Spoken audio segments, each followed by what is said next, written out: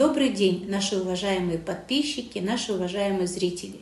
Сегодня Национальный научно-практический центр развития специального и инклюзивного образования Министерства просвещения Республики Казахстан выпускает первую свою передачу «Таным». Эта передача посвящена системе специального и инклюзивного образования, через которую мы вас будем знакомить с новыми нашими открытиями, с новостями, которые проходят в регионах, и, конечно же, будем делиться идеями и приглашать разных гостей в нашу студию. Сегодня наша тема посвящена ликотеке. Во всем мире в организациях образования ликотеки создавались с 1963 года. У нас в центре впервые в Казахстане в 1994 году темой ликотеки занялась научный сотрудник Баймуратова Алла Тулегеновна. Насколько приемлемо принятие именно ликотеки в специальных организациях образования для наших детей с ограниченными возможностями, для педагогов, она изложила в своих методических рекомендациях. Давайте поближе познакомимся с работой ликотеки и посмотрим.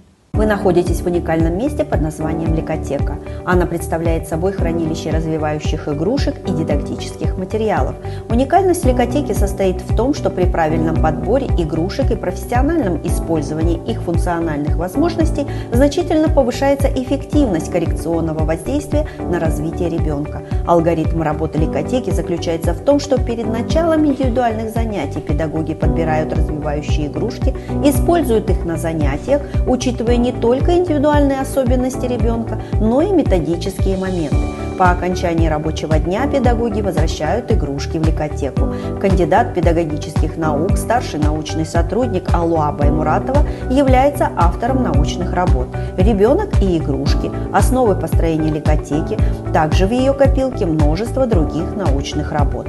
В настоящее время ликотека твердо закрепила свое достойное место в структуре нашей организации и продолжает активно вносить свой вклад в дело развития детей с особыми образовательными потребностями.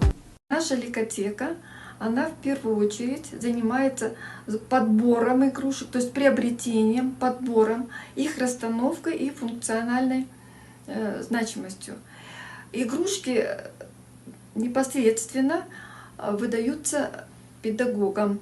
Педагог, поскольку является посредником между ребенком и ликотекой.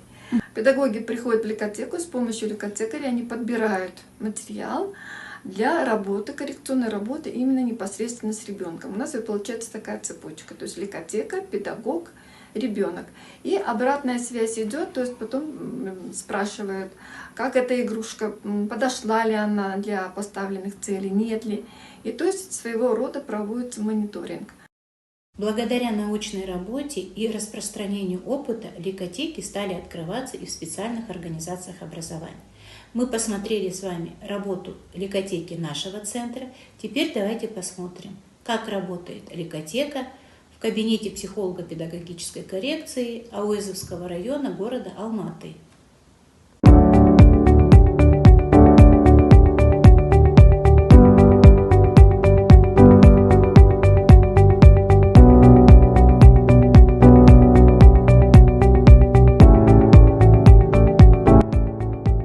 Ликотека была организована сразу в 2005 году, когда был открыт первый кабинет. И вот тогда у нас пошел первый сбор и закуп игрушек специальных, дидактических, развивающих. За все годы существования нашей ликотеки она, конечно, постоянно обновляется. На данный момент это где-то более 3000 пособий, игрушек. Это я вам примерно говорю, более 3000. Но фонд ежегодно обновляется, потому что появляются какие-то новые пособия, новые игрушки. Мы стараемся, в общем-то, успевать по времени приобретать эти игрушки. Обязательно мы вот делим постструктурно на познавательную вот сферу, допустим, определенный уровень знаний у детей должен быть. Но прежде всего хочу подчеркнуть, что ликотека это была основана для того, чтобы нашим специалистам было с какими вспомогательными средствами работать, была возможность, чтобы не было вот поиска, ну как вот помните, в древнее советское время педагоги сами из рук ручную работу какую-то делали, был дефицит этих игрушек. Уважаемые наши зрители, подписчики, сегодня мы говорили о значимости лейкотеки, о ее истории создания. И мы хотели бы, чтобы вы нам оставили комментарии, насколько вам эта информация была полезна, интересна. И также вы можете предлагать свои темы для обсуждения. До новых встреч, уважаемые наши зрители!